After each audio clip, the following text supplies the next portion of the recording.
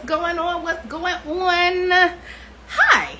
Welcome to our IG Live Talk. I am here, Tony, to give you another gem for the day. I am so excited to be continuing on with this content. I would honestly say content production series, but this one's kind of a twist because she's done she's been in the game for like ever. So I couldn't I was like, April, I need you. I need you to come in April so we could be able to tap into your gems, your story, like the 9. So if you've missed the last couple of conversations that I've had thus far this year, I honestly say that this year's IG Live Talk, I've had some good powerhouses in the past.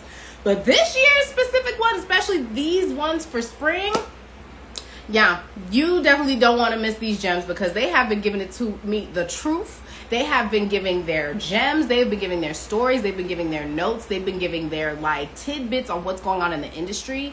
And this stuff is for free, okay? Most of this stuff you probably get paid at these festivals for $500 and a trip and everything. Now, do what you need to do, self-care. And especially for freelancers, we need to do that. We need to go on vacations. We need to do the things, network, and all the things. That is what our due diligence that we have to do, okay, to get the job. However, most of these IG Live Talks are for free, 99, no tax. So if you miss the conversations, hope you're not missing this one. Shout out to my people that are staying in the convo.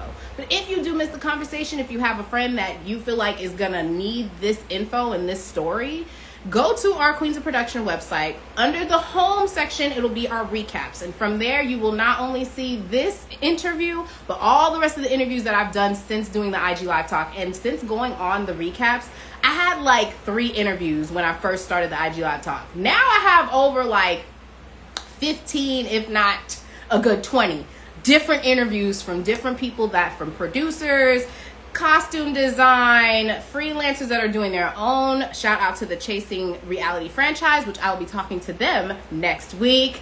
And just other people that are really not waiting on Hollywood and just taking their creativity by the realms. But without further ado, I am so excited for this special guest because she has been a queen, and I have been following her through Queens of Production, through her work, and just been so proud of everything that she's been doing. But she also supports Queens of Production. And the one thing about us with QOP, we have been going through a lot in the rigmaroles with now getting into a level of where a lot of people are getting eyes on us. And I really appreciate every single person that supports QOP, not only with us on our spaces, but where we're not in the room. And I would say this particular special guest really does shout us out when we are not in the room. I have been oh, this particular person has really talked about QOP, or when I post something, I see a comment or she reposts or everything. So without further ado, I want to shout out my special guest I have today, Miss Okema. She is an amazing director, producer, and actress, multifaceted, okay, and has been really killing the game recently with all her different projects. I'm going to go ahead and bring her in and just let her introduce projects that had really came out and really been a vessel for the Black community. But now she has a couple of personal projects of her own. So without further ado, I am so excited for Miss Okema. Hey, Queen. Happy Wednesday. How are you today? I'm good. Let me get myself together. All right, there we go. Listen, when you're running time. Can I say the awards, the accolades? Can I just say all the inspiration, manifestation? Okay, anybody that is watching or in support right now, if you don't see the vision and the drive, that is what drive looks like. Okay, that's what taking your storytelling and taking it to the elite level, and it will be seen. Okay, period. So how are you doing this morning? How are you doing, my beautiful sister? I am well. It's been a little rocky. Yeah. It's been a little rocky this first quarter, but you know what? God don't ever give you the bitter without some of the sweet. So, I decided to take them both and remember gratitude, and on top of challenge and grief and all the things, it makes the texture of your life rich, right? Exactly. Well, first of all, condolences. Definitely want to give, as creatives, I feel like sometimes we get split into when personal things happen. It's like that little oh wait, let me take a step back and reflect. So I want to be able to give you your flowers, but also give you that safe space to be we see you, we hear you, we love you. And anytime that you need a space or just a listening ear, we are here. We will always repost your content. We will make sure, but of course, with anything I know I'm not virtually there, but I want to be able to give you that virtual hug and support that we can. Thank you so much. I really appreciate it. Of course. Well, before anything, Okema, like, tell me what inspired you. Well, I know, of course, you said director, producer, actress. What came first, and what made you get inspired to get into the world of entertainment? So acting was first. Acting and singing was first. I had a young mom who was still, as you get older, you learn that some of the things that you may have challenged about your parents gets overridden by the understanding that parents are people first. Right. And so when your parents are young, and faced with their own challenges, sometimes they do things in ways that maybe you wouldn't have loved, but you know that love lived there as best they could. So I had a young mom who was, still in her late teens when she had me, early 20s, trying to select a life for herself as well. And so she put me in everything she could, because basically her mom and dad had me most of the time when I was in the US. If not, I was in Guyana with my father. I'm Guyanese and Bajan. My mother is Bajan and Louisiana Creole, and my father is full-blood Guyanese, Afro-Guyanese. Thank you. Me and Rihanna girl. Yes, that's a key. That's big screen. That's big. And so when I was here, my mother put me in whatever she could. So dance, tap, ballet, you name it. Yeah. And so I happened to be in this this group, and I wound up getting cast on Sesame Street in '84. I was 6.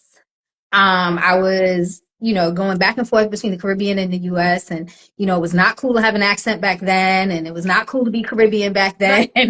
So, yeah. And so, being in an environment with a bunch of other American kids and really learning how things were said and done. And like, that was like my first foray, but I was always a singer. My mother has a beautiful voice. She was never a professional singer, but my mom has a beautiful voice. And my father, my biological father, also sings. I won't go beautiful voice, but he creative though. Yep. And gave that sprinkle in you. Yeah. Okay. And he played. My father, unlike me, my father plays a bevy of instruments. Yeah. And so I was singing probably before I could talk, according to my dad. And so I was on Sesame Street as an actor. I also sang some of the vignettes, the "We all sing with the same voice," all that stuff. Wow. So that was a great foray into the business. But it wasn't intentional, not at first. But one summer, I was back in Guyana with my dad, and I was so tired of watching Soul Train and Solid Gold, because we had one whole channel. Yeah, it was the late '80s, early '90s. We had one channel, and how many times you gonna watch them do this, right? And so, but after a while, you're bored. So I had stumbled upon Whoopi Goldberg's one woman show. And I just watched number 1 on the call sheet, Whoopi's story. I was 8. I so shouldn't have watched that show necessarily. But it's okay. But and being in the Caribbean, I was probably about a good 10 shades darker. Yeah. Big fluffy hair. I saw this woman that looked like me. And I thought she was beautiful. And though she wasn't the standard of whatever, of European and Eurocentric beauty, being from the Caribbean, I only knew natural Black beauty for the most part. So it was like, she looks like me. She's brown like me. She's got fluffy big hair like me. At the time she had locks. I have locks now, but at the time I didn't. But I was like, she's got locks like my dad. Yeah. Back then we said dreads, but my father's but if you know locks, bunga dread. And my father's a Rasta. So like, it was like, oh my gosh, she looks like my family. And then she was funny and she was entertaining. By the end of that summer, I knew every single skit, every single word, every single everything. And I was like, I want to do that. But what I didn't realize is I was literally, the universe set it up and God set it up that I was prophesying, because I didn't know that at the time she was the first Black woman to write, produce, direct, and star in her own show for television and then Broadway. So when I said I want to do that, I didn't know that I was speaking over my life to literally do that. And you know what? I will pencil back that, because I feel like that's an advantage that like your generation, or even just like, because I'm like in between, because I was born in '92, so I feel like I was in that good mixture. Oh, girl, I was born in the '70s, but go ahead. Still, I feel like we're living with my grandparents. I was able to get back a little 10 years. But I feel like just that overall like 70s to 90s, we were able to have that good gap of like rising stars like the Whoopies, the Denzels, the Fishberg, like all of them were like cooking. They were like in their midst of their And we prime, didn't and we know. were able to see that in real time. And we were like, oh, so I could see that. So like, do you feel like that is an advantage for, like I said, for that, like our generational Black Hollywood audience? Because now you Yeah. see the Issas and stuff, But and all the But things. this generation had, but that's the thing, right? Yeah. This generation has Issa. This generation has Quinta. This generation has Kaylin Allen from My Queer Guys and Gals. Mm-hmm. This and Nika. Like I was very close to Nelson Ellis, who you would know as Lafayette from or Bobby Bird. And when Nelson passed, it was very hard for me. And I feel like God gave me Nico Mm-hmm. when I lost That's Nelson. beautiful. Because if Nelson was here, he would have been so enamored by Uncle Yeah. Clifford.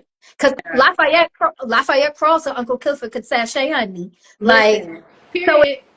it's like, I feel like as hard as it's been for me to climb this mountain, and as long as it's taken because I decided to pack integrity and like care for the craft in my bag, so it made it a lot heavier to go uphill. Like I know that, Yes.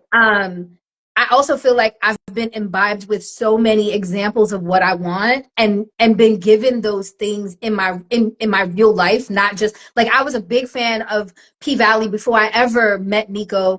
And then I was like and then boom, one day I wake up and I get hired to create an entire show with him. I was a huge fan of Lafayette before I ever met Nelson, and then bam, I'm spending my days and my evenings with him and his kids. Like it was wild. It was what I was ready to quit when I first went full time, and then I woke up because I was broke and it was different, and I woke up in tears and I saw Oprah's episode of Oprah's Masterclass. Then boom, not even a year later, I'm the coordinator on the final season of the show. Like so, like I literally have been so blessed to be dropped right in the places of what I love. Anybody who knows me knows I'm a fiend for cooking shows. And then bam, I'm on Chopped. I'm on Beat Bobby Flay. I'm on The Kitchen. I'm on Nomad. So like it Yeah. happens. And it doesn't happen happenstancely. Part of it is God. Part of it is the universe. Part of it is my hard work and my network, right? It's all of that conspiring together. But I feel like this generation has a lot more access than we ever did. Social media, I didn't have it. Like when I literally my first foray into social media was in 1996, Black Planet, when I Yes. had to go to CVS or Walgreens to get the floppy disk to put into my tower so I could put my pictures We online. was our own Okay. IT before we even knew IT was a job. Listen. So like, right. So Yeah. like I've been blessed to have all these different things that have set me up to win. But I failed so many times, right? I failed so many times. When I first started producing, I was an awful people manager. I had come from Wall Street. I worked on, if you saw Inventing Anna, Fortress was my last job that I left at 36 as a PA. 36 as an equity assistant, had my 63, was getting my kick, like all the things. Yeah. And then I left that to be a 36-year-old PA who had never been on a real set before. How did that? And I was how did that shift, or even because I feel like a lot of people are in that stage now, like with Hollywood, like they were in these positions, elite level even, and now with society, environmental things, life was lifing for the elites up there, that where they had to start chopping and trimming the fat, and a lot of the trimming of the fats was in positions that we thought were going to be forever. And so emotionally, especially people that are now in this emotional state of having to pivot, what is some advice for you when you had to go pivot from your career that you said the six figures and everything, and now you're like basically entry level in a space that you're like, girl, I wouldn't think at this age or even at this level. girl, How that did you feel was emotionally? definitely, it was not on my bingo card, as the kids say, right? Yeah. Like I was not prepared to go from STK to tuna and cereal. Like that was not my idea of what would happen, because I lived out my 401. I cashed in my 401k, took that penalty, and lived on that, but it only lasted about a year or so. Yeah. So I was broke. But I would say that if you are required to what feels like take a step down on the rungs of the ladder, or take a step back from the you that you were or that you were accustomed to, the things that you cannot do is you cannot, even in your elevation, define yourself by what you do, where you work, or who you think you are. Now, be confident in those things. But if your definition of everything you are is tied up in that, then what happens if that goes away? Who are you? And I had to understand that I had to swallow my ego. I was working for a 23-year-old at 36 going on 37. Wow. And I went from giving, from doing earnings in Turkey, London, and in the US to asking, how do you want your coffee, her color or mine? It was a lot. But I also knew that what I wanted to do was bigger than a title. And it was bigger, like I knew that I would get there quickly because I know how I work. Yeah. But I also knew that I had to be dropped a few pegs to understand what lack really looked like, and what growth and shuffle and hustle really looked like in this business, because I would endure so much worse moving forward than I even understood at that time. And so that pivot, if you have to pivot to what feels like a demotion, understand that seeing it that way is a choice. It's like embarrassment, right? Everybody feels like you can't help but be embarrassed. It's not true. Embarrassment is a choice. I was just at the GLAAD Awards in a beautiful custom dress. Hair was done, face was beat, red bottoms on. And guess what? She caught her heel in a friggin' hole and had her popcorn in her hand. And then the next minute, them red bottoms was in the air. Popcorn was scattered around me. And in my custom dress, I was on the ground in the middle of it, and I'm talking like 2 weeks. Literally, my scars are just healing. I could have been embarrassed. I wasn't. I was like, I would have went home. I would have been like, you know why I wasn't? Because the people that were with me, and this is also true, right? The way you curate taking 18 selfies till you find that one you want to post, that's how you gotta curate your circle. Because those people, literally, the popcorn girl who didn't know me but had complimented my visual came over and bought me a fresh thing of popcorn when I got off the floor. Hello. And my friends literally picked me up. You okay? You okay? I'm all right. I got my popcorn. I shook. It's like, oh, okay. I mean, at this age, falling is not recommended. 10 out of 10 do not recommend. Yeah. But I got up and I still had a beautiful night. Now, I couldn't sleep on my back for 3 days. Listen, the aftermath is crucial. The aftermath was wild. But I got my black behind up and still had a good time, and I didn't let the embarrassment ruin my night, because it was the first time I had worked on as a high level person on a project that was nominated for a GLAAD award. I was in the room with so many other queer and non-binary individuals that I was so like enamored by, that some I knew, many I didn't, but that I loved and was a fan of. And I was in this space to be celebrated and to celebrate others. I met one of my writing heroes, Diara Kilpatrick, because I feel like what I'm creating has an open door, because she literally made the baby of Nancy Drew and a pimp named Slickback. Like, you know what I mean? Like, I wasn't going to be overtaken by the embarrassment of it and miss the blessing of being in that room. And so it's a choice. So when you feel like I'm being demoted, or it's not working, or it's doing this and that and the third, you choose to see only that side. Now, you're human. So you're going to feel it. I'm not saying you're not going to feel it, because we are a spirit that inhabits a human body that has a whole human experience, and that includes emotions we don't love. Right, yeah. Feel it. Acknowledge it. Have a safe place to vent about it. But also understand that you choose to find the other fact. Like, every diamond has a bunch of facets and sides. So which side are you going to look at? Yeah. Which side are you going to look at? Which side is going to be the bigger part of your story? I've fallen and failed so many times. So much rejection. So much work that I will never let see the light of day, because, baby, it's not reminiscent of what I want you to know about me and my work. All of the things. Yep. I've done people. I am the villain in plenty of stories. But what I learned is I now understand my origin story. And sometimes I was rightfully a villain, and sometimes I wasn't. Sometimes the closure is making amends, and sometimes it's letting the ish go. But today, I celebrate all that stuff because it made me who I am. And these days, I don't really get put in the villain category by people who know this version of me. If you only know my former version, I apologize for whatever that version did to you. But this version is about being good to people so that they can be good to me. And even sometimes when they ain't good to me, you can go ahead. Bless you over there.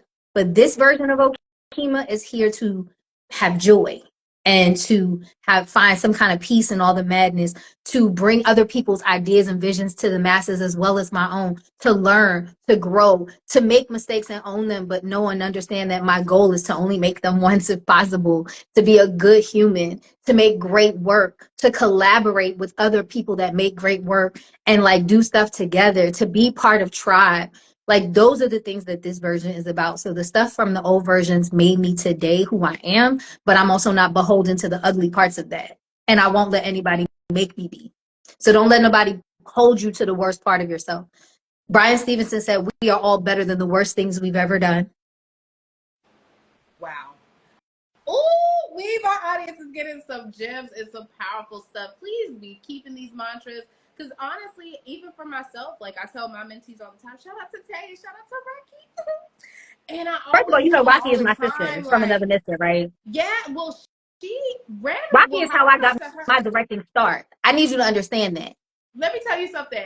A lot of people, when I started QOP, the reason why I started QOP, because I just really didn't see that there was a safe space for growth. I feel like people felt like it was like entry level, blink, you get a good show, blink, you'll get into the union, blink, you'll get an award, blink, you'll get into the parties and into the things. But every time, even with my journey, I felt like people were telling me, my mentors and people around me were like enjoy the journey. And I'm like, what does the journey look like? The holding of the award? The getting the people around me? Like, baby, what does that journey look like? That's not the journey. So for you, what do you feel like for your journey? What did that look like for you? Like, when did you feel like you became successful in your storytelling? When I figured out that success was only measured by me.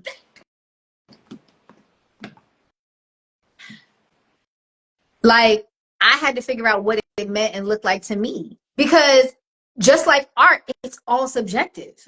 People could say I'm not successful today because guess what? I haven't had a full, like, long-term gig since I rolled off down in the valley in 2023 of November, right?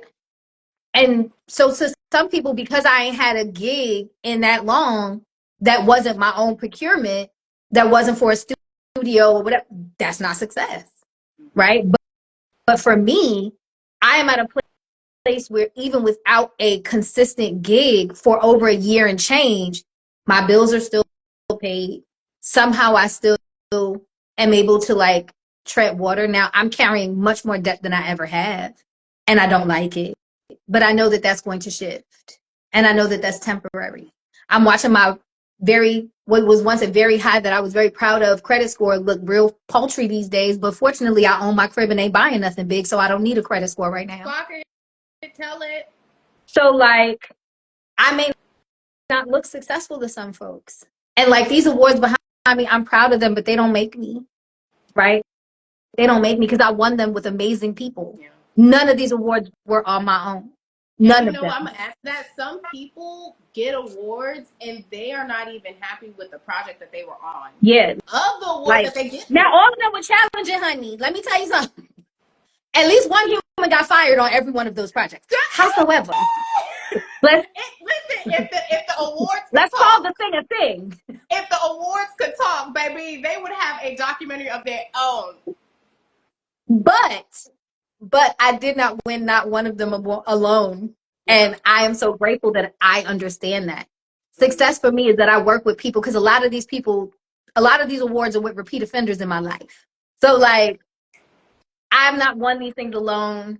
I have so many people that have been in and out of this live since we've been on that have said hi, that literally almost every person that has said hello to me on this live is someone that has poured into my career, either recently, over time, etc. Right? And each of them have also let me pour into them. So it's like, at the end of the day, you truly are as successful as you feel you are. Am I fiscally sound the way that I was used to? No, them very good 6 figures I was pushing in 23 are not there. Listen. And it had to take that big pill to swallow to be like, you know what? But I gotta listen, make my own I'm income. I gotta make fortunate my enough own. that, right, the people that raised me left me more than memory, so I don't have to pay nobody rent. I will always, I won't be homeless. Yeah. Fortunately, when I was making the good money, I bought good things that last. Yeah. So when I'm in these streets, I won't look broke, even if I am. You're not gonna show it. You're not gonna see it. Hmm. My mama lives 5 blocks away. I won't ever be hungry if I can't feed myself. Facts. You know what Facts. I mean? So, and I have beautiful tenants that help me sustain, but also help me take care of my property that I make sure I take care of because they pay good money to live here. So, like, I'm very blessed, and I think I really needed this conversation to say it out loud so I could remind myself that I'm very blessed. Because losing my grandparents back to back was a lot.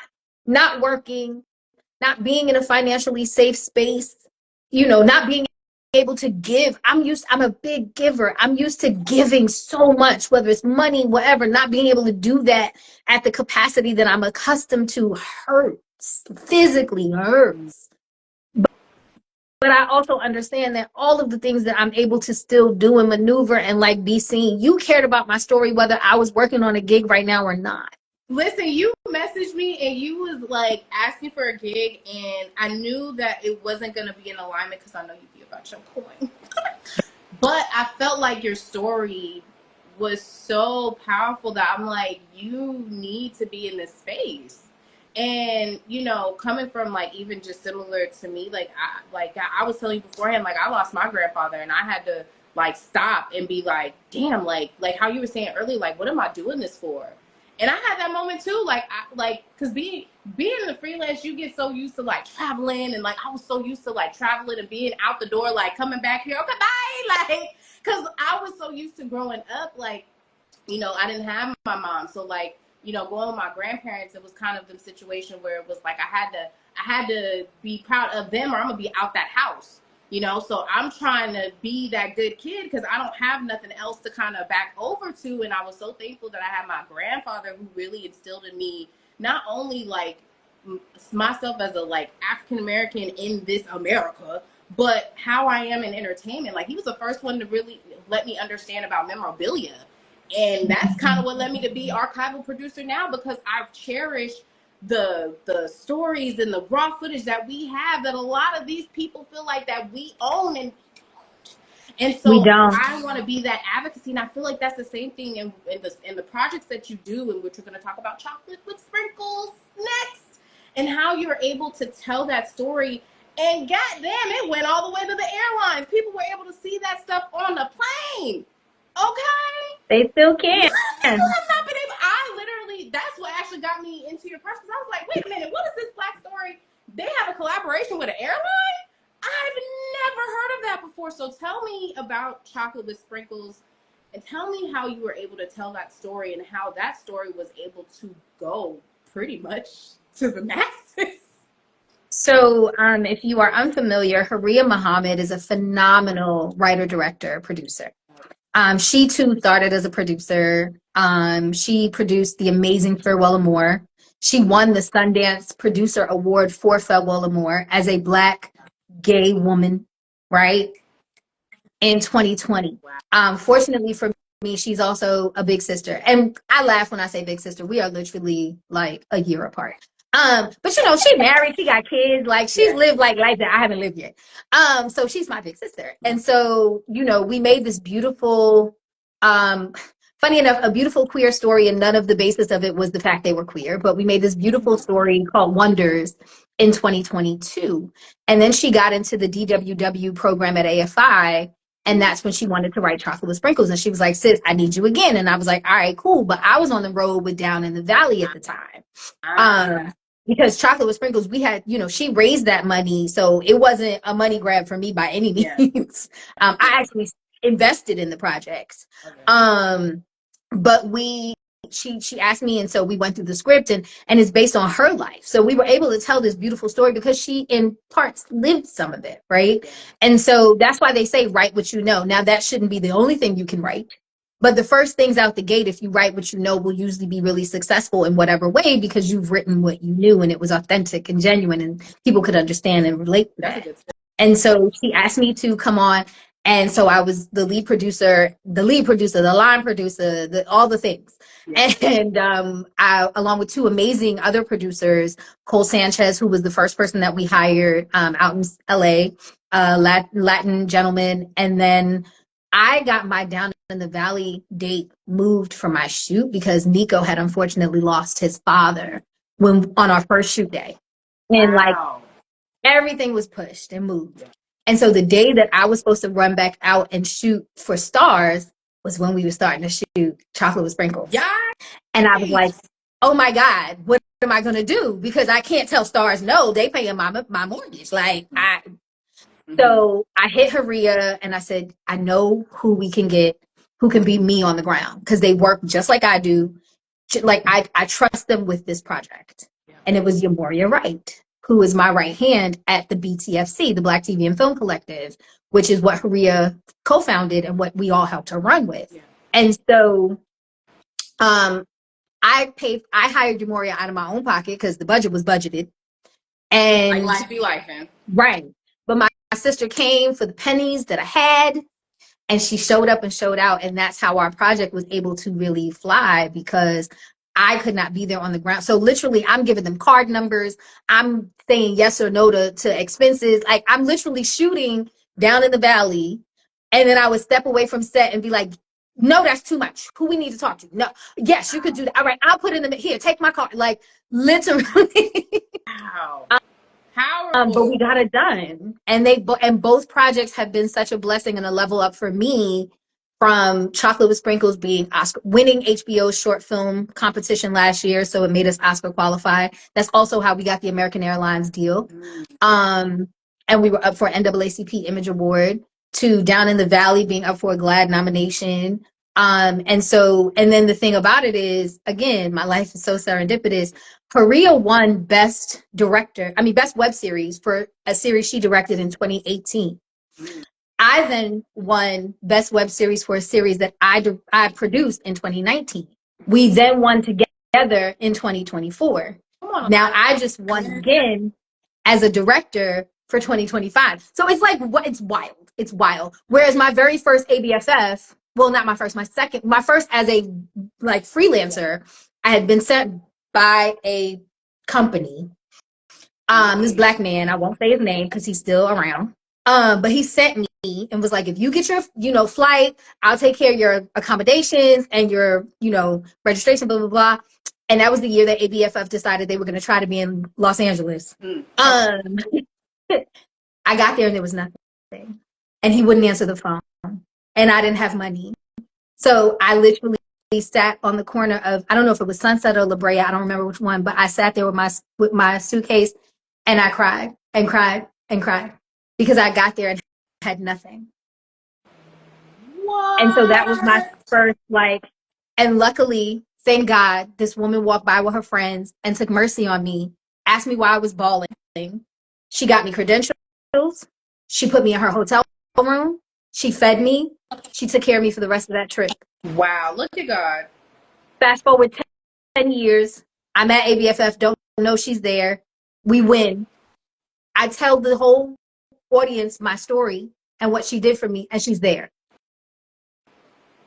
Wow. Fast forward 5 years, and we win the big prize, HBO. Fast forward another year, I'm going back for the first time, but as a director. Winning again. So, again, yes. It's all the thing. But if I had let what that man did to me stop me from what I was supposed to do, the rest of it wouldn't have happened. Wow. And what do you feel like? What do you feel like? What kept you going? Because I know a lot of people, freelance wise, they would have been gave up. Like they would have been like, oh, like I can't do this no more, drama. Don't take me back. And they would have probably not done TV anymore. So what, in that moment, what kept you going? Because I know you wouldn't have known all this, this happened and this happened afterwards and all that. What kept you going? Well, I am no superhero because the first time that I went full-time, allegedly, was in 2008, and I was not ready and had no idea. And it got so bad that I planned to take my life. Thank God I didn't. Well, it didn't work. I'm a two-time suicide survivor. And God kept me here for something, right? Like, he kept me here for something. I didn't know what the something was. And at the time, I didn't even look at it that way. I looked at it as, damn, I failed at something else. I can't even win at taking myself out. What the hell, right? But what kept me going was I found people around me who were like, no, you're here for a reason. And I learned what those reasons were over time. And I'm still learning, right? I'm still learning. But as things got better, what kept me going was all the people that would tell me, like my mom, bless her, she and I now have such a great relationship. But at the time we did not. And she hated how like I'm very transparent about my journey and the falls on social media, because I feel like women, especially women and queer people and people of color, do not get the real. Everybody always wants to show, we know that smoke and mirrors are what social media is made of. But I tell people what happens when the mirrors break and the smoke clears, and it's not fun and games and pretty and fancy. And my mother hated it. Why are you telling everybody? Nobody's going to hire you if they know that, you had a mental breakdown. Nobody's going to want to hire you. Like, I was going to go into an institution at one point. Like, it was a lot. Nobody's going to want to hire you. And I'm like, but if I don't tell people that I'm still here after all of that, I couldn't off myself twice. I wanted to go into a mental institution because so many things had happened in 2017. I lost Nelson. I lost Siddiqui. I lost my man because I thought he was my man and then found out he had a whole secret family, sock passe. Like all these things. And so I was like, I was done. Crashed. Mentally, I crashed. And there was a Black therapist who was like, I understand where you are, but I'm not going to let you check into an institution because I won't be able to get you out. She said, with your family's cachet and what you've done, if somebody looks you up, they're going to want to know why you're here. And so they're going to keep you here medically so they can figure it out. And so that woman took me under her wing herself and took care of me and brought me back to life. Right. And so for all the people that have poured into me and given me life. Yeah. I see that person who Trini to the, but girl, them secret families be real. But because he's also very prominent on social, but we don't need to say names here. I'm over it. But like all this stuff, but every time I fell hard, somebody was there to, if not soften the fall, rub the bruise. And it was like, okay, I'm supposed to, I don't know how I'm gonna do this. I don't know with what resources. I don't know, but I trust you and I trust y'all and I trust me finally. So, okay, fine. And so when I lost my grandmother at 16, it hurt. When I lost my grandfather at 32, it hurt. But that's when I started to become a little less, I call it white Jesus indoctrinated, but a little less consistent Christian indoctrinated. It only has to be this, and learned about ancestor veneration and learned about my ancestors being up there with, on God's right hand, working with him for me, and understanding that there were people looking out for me besides just my Lord and my Savior, but also my ancestors and people here on this earth that still looked out for me too, and all this stuff. And so I was able to understand that, like, people are pulling for me. And I'm pulling for me finally, right?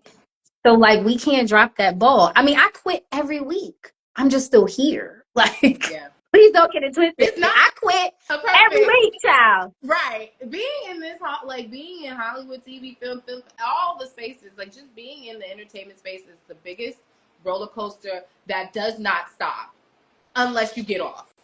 Yeah.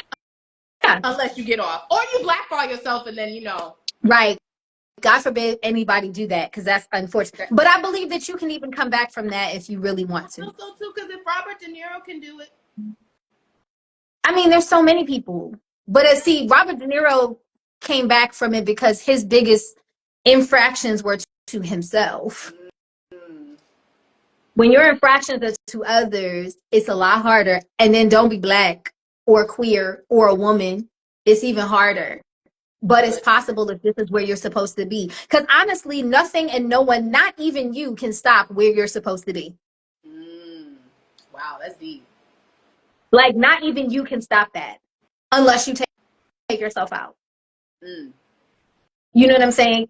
Where you're supposed to be is where you're going to be. And if you tune into the frequency of what that is and what that looks like, you can get there a lot faster. Yeah.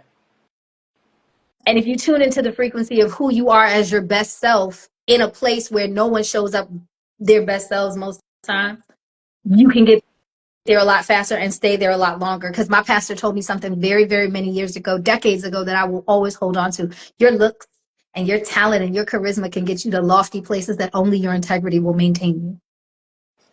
Wow.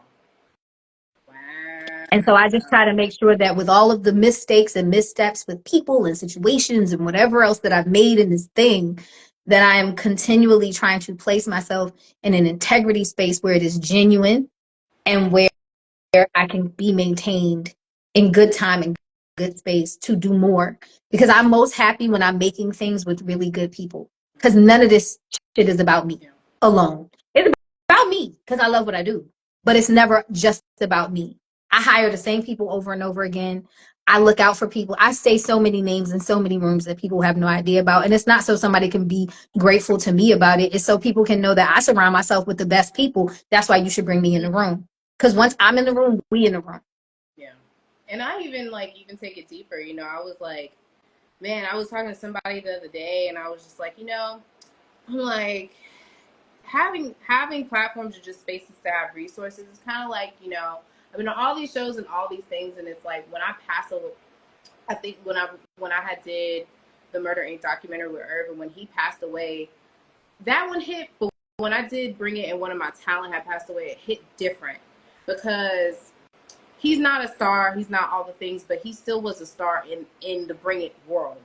And even when we talk about like the phone calls and running around and like the stress and stuff, just them still being able to check in with your talent after when you rap, after when you're done, and they're still checking with you on a personal level, that is why I feel like, or a lot of people don't talk about as a producer or as a director or something, like the connections and relationships that you build even after when they pass away, you know, because you were able to advocate their story in a way that a white person or even a person that's not of color or the LGBTQI community would not be able to advocate for that, because I was able to deal with drama and Legendary, but that's another time for another day. But girl, you ain't got to tell me I made Down in the Valley, child.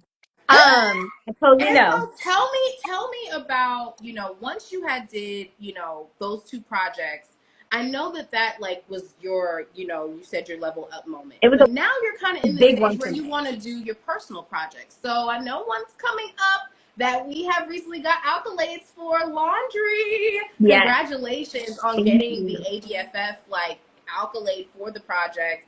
And tell me about the program, because I know it's for specific, like I know it said about fatherhood. It was like that for that submission. Tell me about the process as much as you can tell.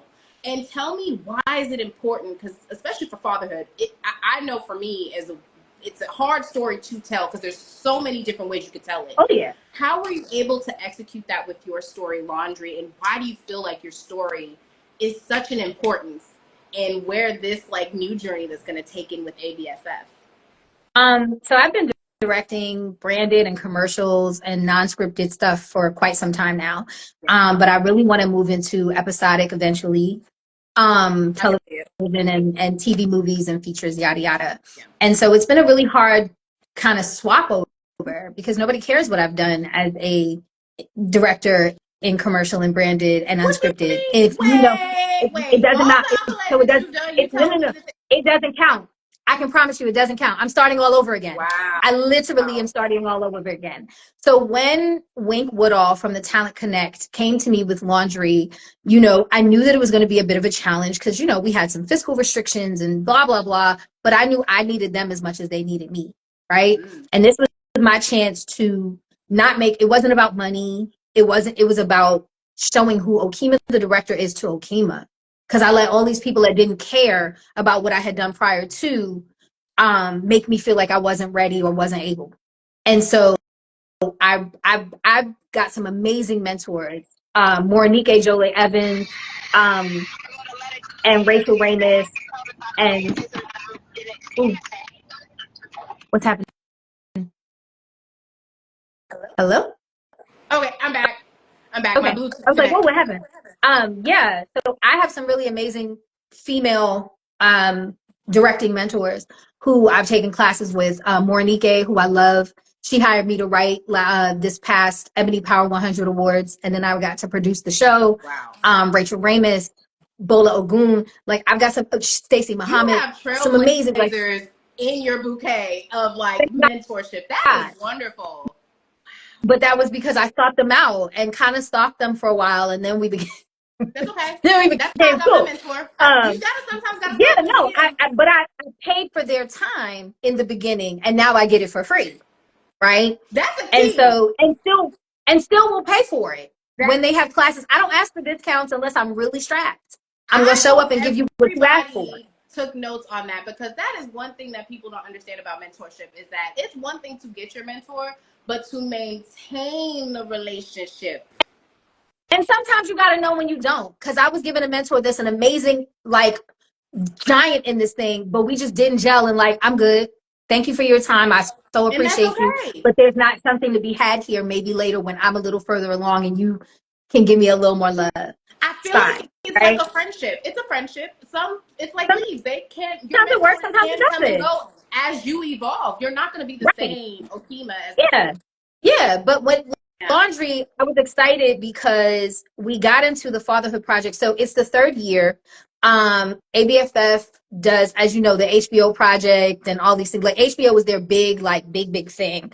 But the fatherhood project is as well, because it's a director's showcase.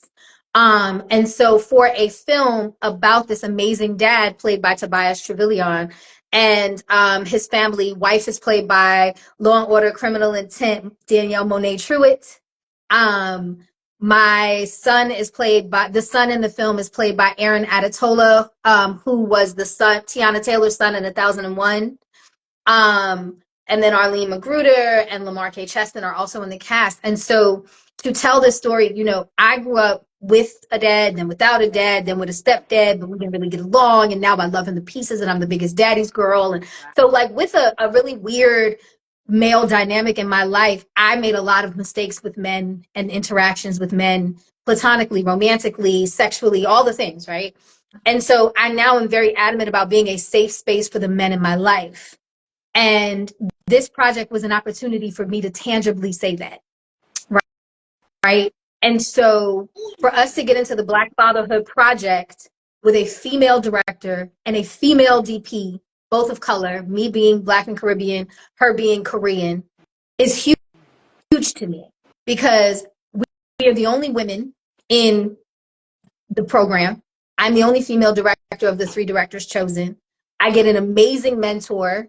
He's made, George made soul food. He made, like, he's done so much. So I get to sit with this man, with my cohort, and learn from him, which I'm super psyched about. That meeting, the first meeting is next week. So hype. I know you So was hype. like, are you prepared? Are you ready? Like, Baby, listen, I got some other things to handle this week, but it's like midweek next week, so I'm gonna be prepared. Trust me. But that was the reason why laundry worked, because even with our challenges, it's a true story. My writer producer, it's his story. I won't give any spoilers away, but something tragic happened with his son, and I didn't know when we shot that it was less than a year from when it had happened. So he was still grieving. His wife wouldn't even read the script. wow, because it was still fresh. And so there was a lot of emotion around everything that we were doing. And it was like, how do I tell this man's heartbreakingly beautiful story without traumatizing him too heavy, without traumatizing myself, my actors? We had they were so smart to have a production therapist on set.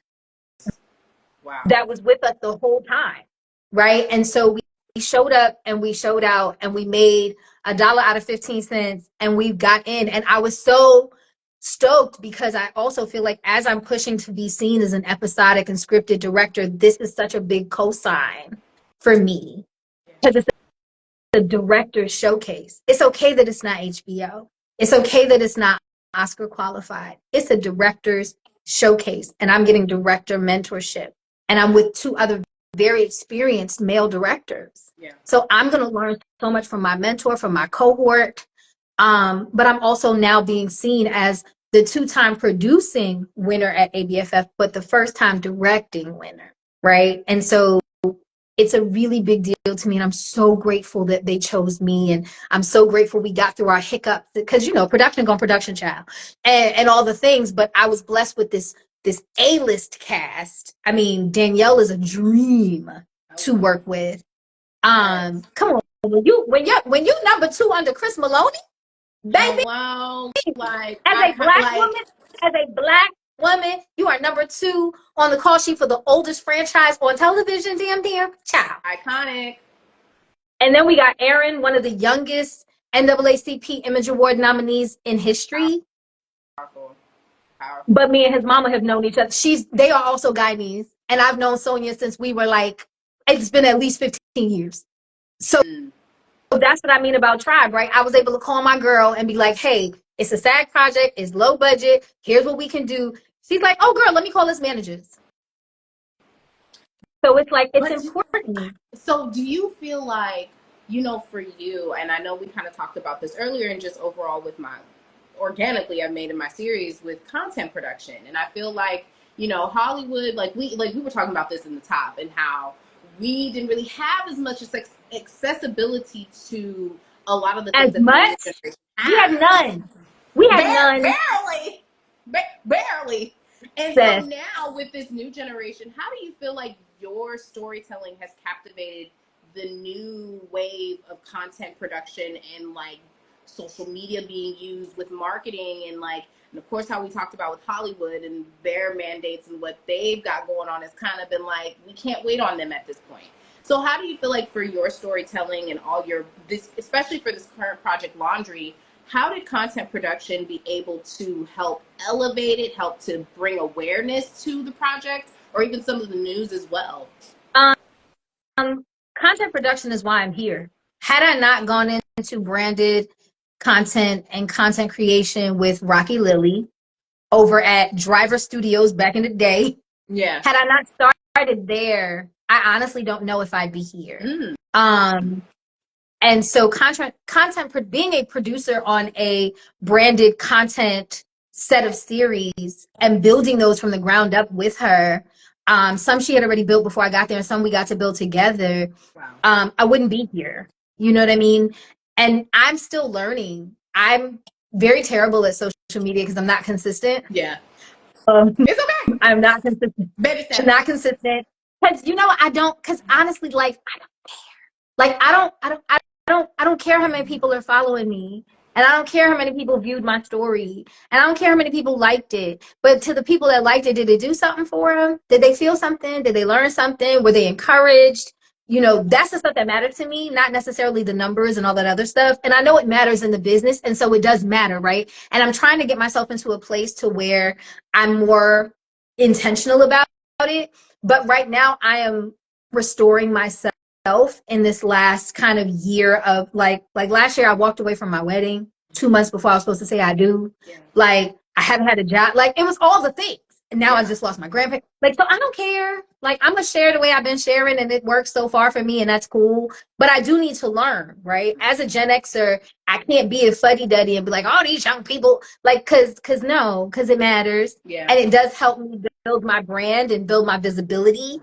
And so, you know, I'm very grateful to people like yourself and to ABFF and all these other people that are putting my name forward in places and spaces for followers I don't have or that I wouldn't normally attract. It needs to be, period.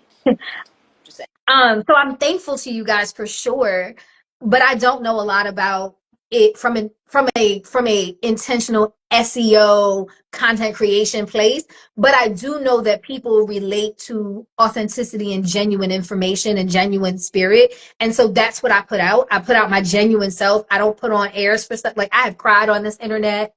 I have cheered on this internet. I consistently try to put people forward on this internet. And so that's what I care about. And so my intention is to, when I get back in a good financial footing space, or if I find someone that's willing to barter sweat equity and opportunity, to find someone who is good at that and that can take that part over for me, because I just know that it's not that big of a deal to me, but I do know it's a big deal. So I'm trying to find the balance of that. But it's more important for me to restore who I am and what I'm trying to do for me at this point than worrying about the social media aspect of it. Like, I'm in social, I'm active, I respond to people. Shout out to all of my loves that have been on this live off and on since we started. But I can't immerse myself in that space right now unless it's for a job, because mother needs to pay this mortgage. But outside of that, like, I really don't. It doesn't make or break my life, but it's important. And if it's something that you're good at, as well as whatever else you're doing, do it. Because content creation really will attract the people to your space and your place to help you elevate. I unfortunately am not great at it, so I don't bother with it that much. But I do make sure that whatever I do put out is solid. Like, we were very adamant about laundry and it being solid.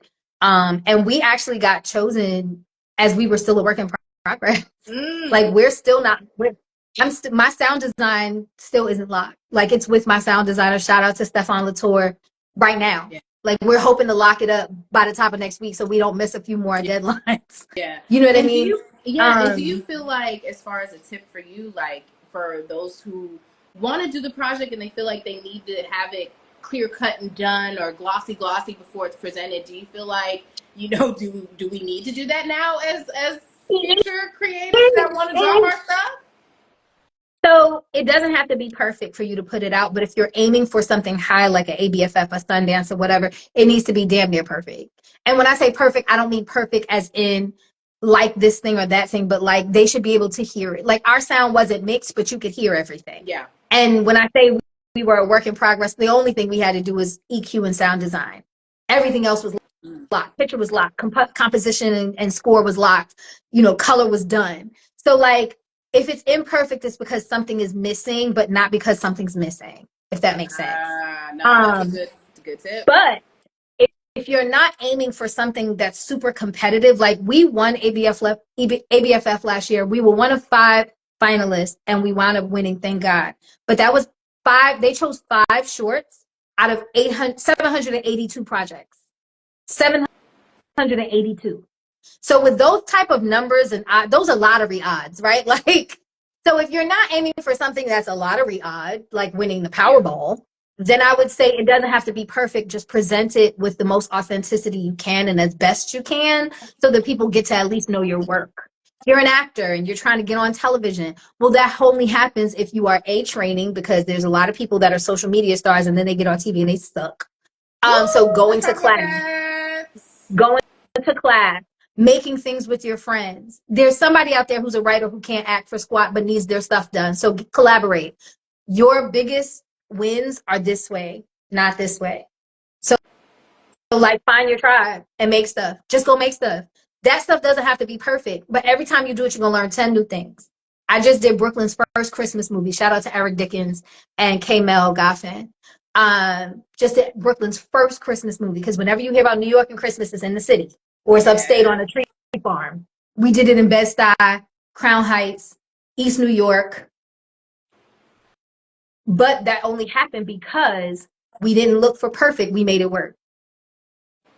You know what I mean? Like, we had 2 trees. We had 2 trees. And 8 boxes. And made them 2 trees work. Them 2 trees don't look like 50 trees. Them 2 trees was 18 trees. Them 2 trees was 18 trees. Because when Eric was directing and using the big tree for something, we were on, the PAs was changing over the small tree to be a different tree. Hello. So, like, we did it. Wow. We did it. So it's like, you gotta just know that it doesn't have to be perfect. Your intentions have to be. If your intentions are to perfect your craft, you'll be as perfect as you're gonna be, and it's gonna be that'll be enough. If your intentions are to be great and to be great with everybody else and know that you are no island. I did not make laundry alone. I actually am the smallest part of that, honestly. It was the phenomenal performances of my actors. It was the beautiful story and the bravery to tell it of my writer. It was the vision and the wonderful just vision and like intention of my EP Wink. It was the permission of our executive producer, who is my writer's wife, who wouldn't read the script but gave permission for us to use it. I'm the smallest piece of that puzzle. All of those people did all of those things so that I could then come in and make it a thing with the rest of our amazing crew, right? So it's not even about like I am the name of this thing because I'm the director and it's the first time I'm doing it, so I'm allowing myself to like immerse in that and be excited and happy. No, sit in it, girl. Sit in it. Let it. But so I'm not a banker of false humility. I'm very proud, very proud. But what I also understand is that it's not just or solely about me. It was a team effort. Filmmaking is a team sport. Content creation is a team sport. You can watch YouTube all day and watch people's content, but let me tell you something. There's usually at least a good 4 or 5 people behind that one person you see on that screen. Listen, when Kai put back the curtain and we saw all them people when he had that little a-thon, I was in shock. I said, "Oh boy, you got a whole team." Cute. But it should be appreciated, and I feel like, I really do thank your work because it really does push us in the forefront, in the light. Like, all of the trailblazers that we have as actors and actresses, yes, that is great, but we behind the scenes don't get enough of the credit, and we be the ones with our heads be running off, cut off, and be the ones that be easily discredited. So definitely. And that's the thing. Make sure that when you shout out, that's the one social media thing I will say. Shout out your whole team on at least a few of the posts. I know that it's a lot to do at every single post. I get it. And not but make sure there is somewhere that's Instagram. Right. And so no IG blah blah blah counts, right? But shout out your team on several of your posts so that they can see that they have been appreciated and named somewhere, because they're not going to be named in Variety, more than likely. They're not going to be named by name in the program. They're not going to be named by name. So make sure that your IMDb is complete and that you have the right profile. Make sure that you put their ats in your when you're naming everyone. Make sure that you name everyone, right? Yeah. Make sure that you just give them the reverence that they're due, because it's important. Because I know how I felt when my name is not mentioned when I've worked hard on something, right? And so while they're celebrating, you're on a phone call being like, "Hey, why is my name not on there or misspelled?" And then they apologize. Spell it right. Make sure you spell it right. Please. Make sure that it's correct. When you're in post, one of your biggest things in post that you can do to reverence your team is send out a spreadsheet for them to put in their actual IMDb link so you don't mess it up. For them to make sure that their name and their credit is correct. For my people that work behind the scenes, make sure you negotiate how you out. For my producers especially, produced by, that's important. If they're not paying you your rate, it should say produced by XYZ. If they're not paying you your rate, your name should go on a single card. Those are things that you can negotiate. If they ain't got the money, they can at least give the effort. Yep. Because they don't give effort for them bigger credit names. Mm-hmm.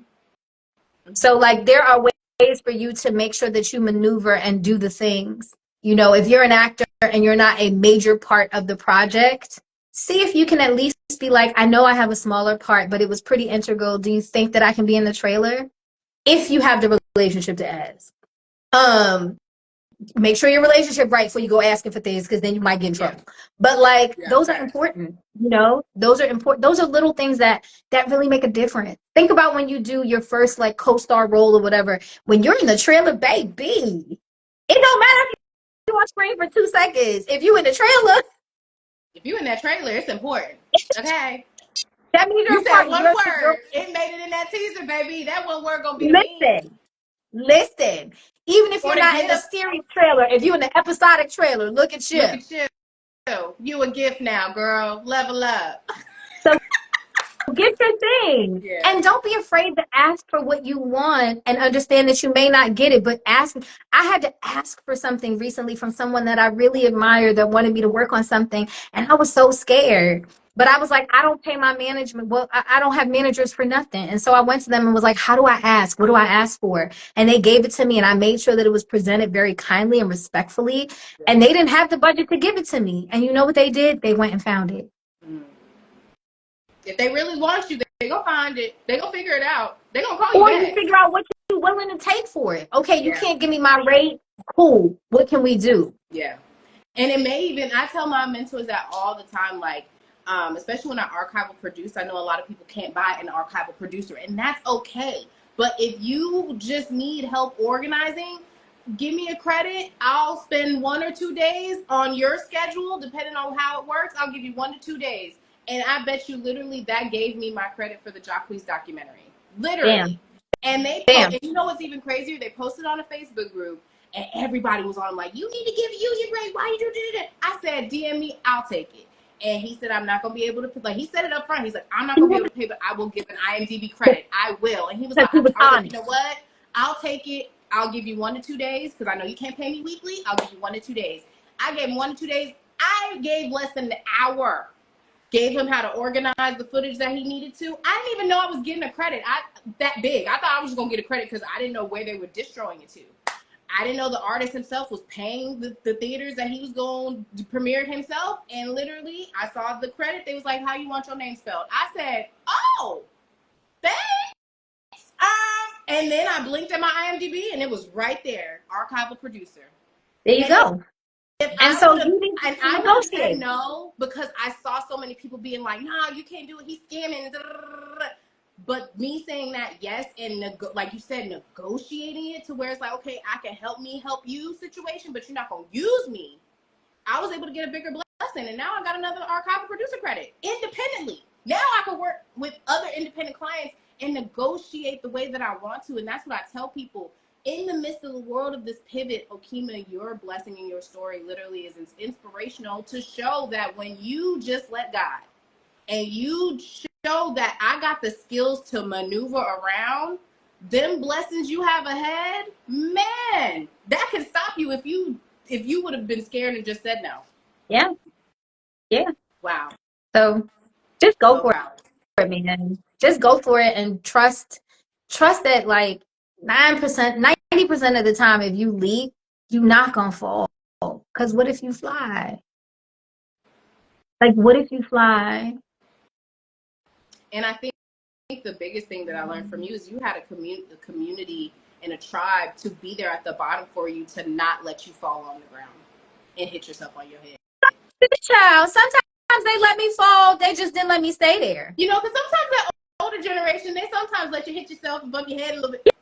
What they say? They gonna rub it for you. But hard ass don't make a soft. I'm Caribbean, so it means, listen, I'm Caribbean, so for us, it's them to listen go feel. And with that, I am going to definitely. Child, I was the one feeling. Listen, and that mantra kept staying with you to the point where you was not able to hit yourself too hard. Not too hard. Not too hard. Well, Okema, it was such a blessing and joy to have you talk with us on our IG Live Talk platform. I hope you were able to, the audience was able to get the gems and the blessings and the story that you have behind. Let me tell you something. I see so many big things for you. Like, just even with ABFF alone, I'm cheering you on with Laundry, but I feel like you are going to get them episodic positions and roles to the highest degree. I see Peabody, okay, award winning. I don't know if it's in there in the back somewhere, but I see Peabody in the future. I just love the fact that, you know, you are just a gem for your community, and, you know, everything that's going on with you, you have not let it stop you. And I hope it doesn't let it stop you. You know, like, take the time that you need because you need to take the rest that you need. But I know that you have everything and a lot going on to where QOP will continue to repost, reshare your work, and make sure to keep you in the forefront because, baby, you're doing a lot of big things for the community. And I see nothing but huge, more greatness for you. Thank you. Oh, thank you, guys. I see all your beautiful messages. Thank you so much. Listen, I love y'all. I told you this was going to be a bomb interview. I told my people that they could not miss this. And if you do miss this, we will automatically have it on here as soon as we end here. And we will also have Please make sure you collaborate with me so it lives on my site too, because I need to thank you for having me, for being a great interviewer, for also being inspiring. You are also an inspiration. You know, people really don't understand the importance of post and how we don't understand that archival is more than just old footage. It's any footage in your piece, still or video, right? Yeah. And so archival is what you do is literally set the stage and the foundation for story, right? And so just know that I am very thankful to you for having me, for having Queens of Production, because I know that, like, you know, my girl Ashanti Sharif was one of you guys' cohort the last time. Like, just she's why I know about your. She's how I know about QOP. And so just know that what you're doing for the community is also just as important. You are setting the stage for community. You are being community. You are being there for us. You are giving us voice and visibility. And so all of that is so important as well. And so just know that, you know, them same flowers you give me, girl, I just turn them around and say thank you for being awesome. And I can't wait till we can do something together. I'm waiting on it. Listen, me too. Let's speak that. And no, I really admire what you're doing and the platform that you have. And as someone who just started doing a podcast, I'm the co-host of In Conversation with Floyd Marshall now, and that's a new space for me, and I love it. But yeah. Oh, and listen, for anybody on here, make sure that you check in with me tonight at 6:30 Eastern when I, with the BTFC and BET Plus, will be interviewing the cast and team of The Accused, which drops on BET Plus tomorrow. Ooh. So if you have time, check in with us, because I'll be chatting with the stars and the producers and all the folks for BET Plus's The Accused, which drops tomorrow. It is a thriller, action thriller, and it's so good. So baby, BET Plus been on they movies, listen, so I can't even hold it for real. And where can we also follow you and your other projects coming on? Where can we tap in? Everything I do is on my socials, and my social is my name, Okema T, at Okema T Moore, or my company's. I'm trying to get even that. I'm terrible with posting on my company site too, at More Than Enough Media. But if you go to Okema T Moore, you can find pretty much whatever I'm doing in my stories or my posts. So please, you know, check in. And if you have a short, if you are out there with a short that was made within the last 3 to 4 years, I am the lead on a collaboration with Aspire TV. And so we are collecting shorts to review and to submit to Aspire for their season 8 of the Urban Indie Film Block to air on Aspire for Q4 of this year. This will be my 4th year doing it. I love working with Aspire and their team and finding shorts that get to air on television. So if you have a short, go to my page. Have I posted it yet?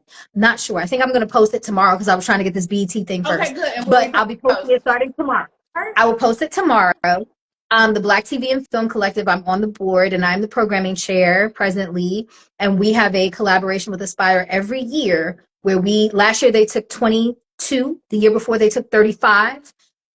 So they take a very good chunk of shorts from us to air, and those are licensed. So it's not a big check, but it's a check, and it is a non-exclusive license for Aspire. So make sure you check in with us so that we can get your short on the air. Listen, I know a lot of people been over here getting into the short film space, so definitely we gonna need some people like you to be able to get us in these spaces so they can get their stuff out there.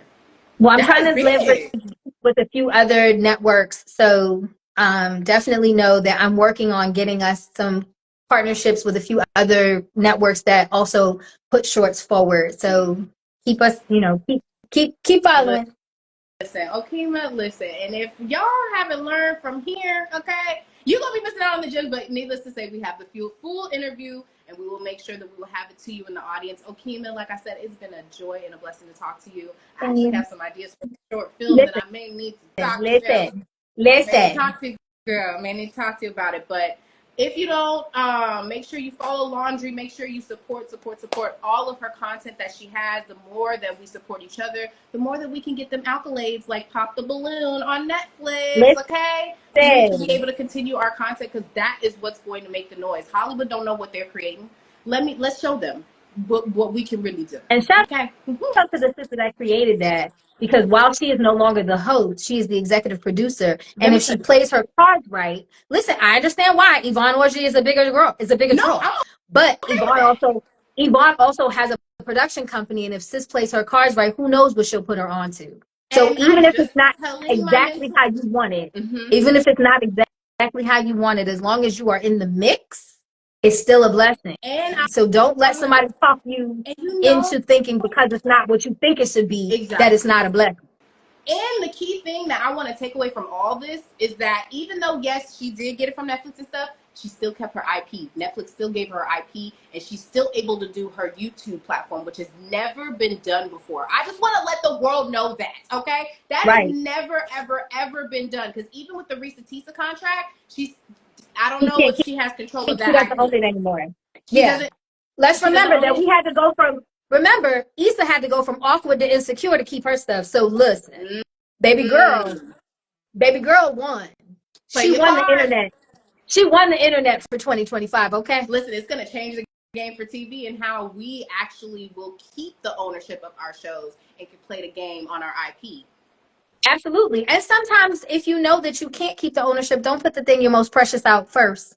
Don't put the most precious thing out first, because sometimes that's not going to be your story. So put the thing that you don't mind being tugged and tweaked a bit out first to get your name out there, so that the next thing you put out, you keep. Facts.